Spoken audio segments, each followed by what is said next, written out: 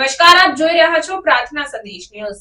કેવડિયામાં tribal museum ખાતે બે આદિવાસી યુવકોને માર મારવામાં આવતા તેઓનું મોત નીપજ્યું હતું।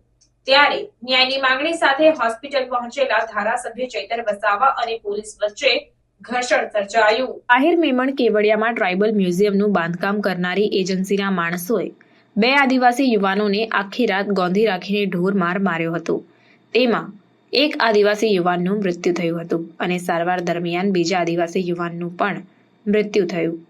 આ દરમિયાન ધારાસભ્ય ચૈતરભાઈ વસાવા હોસ્પિટલ પહોંચ્યા હતા। ત્યાં તેમણે એજન્સીના માલિક વિરુદ્ધ એફઆઈઆર દાખલ કરવાની વાત કરી અને પોલીસ તથા ચૈતરભાઈ વસાવા વચ્ચે ઘર્ષણ પણ થયું।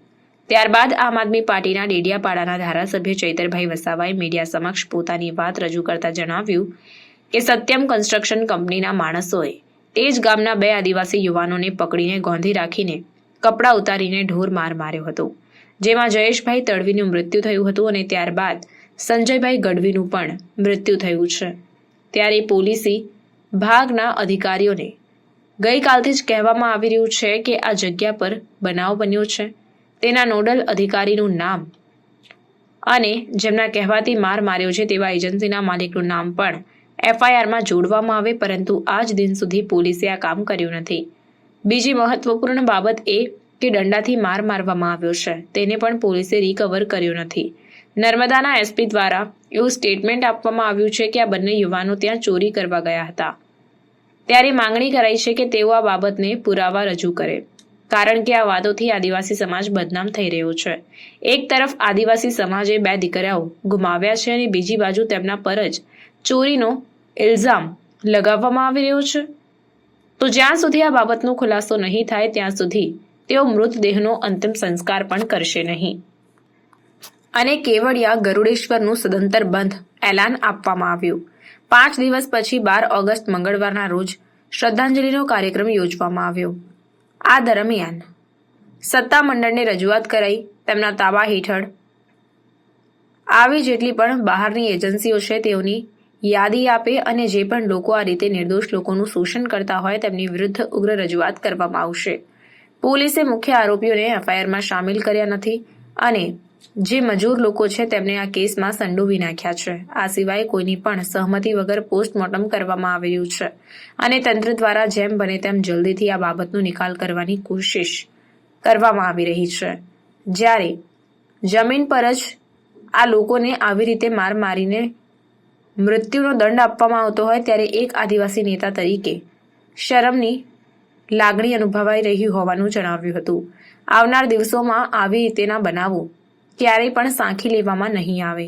આવા બનાવો ફરીથી ક્યારેય પણ ન બને તેની તકેદારી અહીંની પોલીસ અને તંત્ર રાખે તે જરૂરી છે, નહીંતર રોડ પર ઉતરીશું અને વિશ્વ આદિવાસી દિવસ નિમિત્તે કેવડિયામાં આદિવાસી દિવસ મનાવવાના નથી તેમ પણ જણાવ્યું હતું। સાથે જ આક્રોશ દિવસ તરીકે મનાવવાનું અને બંધ પાડવાનું પણ જણાવવામાં આવ્યું। તેમને તમે કાલે અમારી સામે બેસાડ્યા હતા, અમારા લોકોને મારવા મૂકેલા છે કે ત્યાં જોજો પછી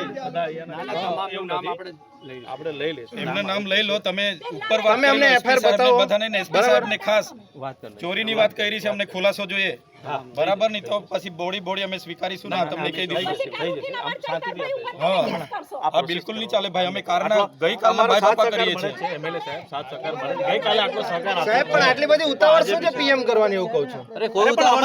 તમે જ કહો છો કે હજુ સુધી કઈ કાર્યવાહી નથી કરી। ઇન્વેસ્ટિગેટિંગ ઓફિસર અહીંયા હાજર છે, મેં એવું કહું છું કે એ ક્યારે કરશે મને કહો। સ્થાનિક લોકોને તમે અરે એ તો કોને લીધા છે? એમ ચાલે, પણ આઈઓ જો અહીંયા હાજર હોય તો પછી પંચકેસમાં કોને લીધા? સરકારી પંચ સરકારી પંચ છે,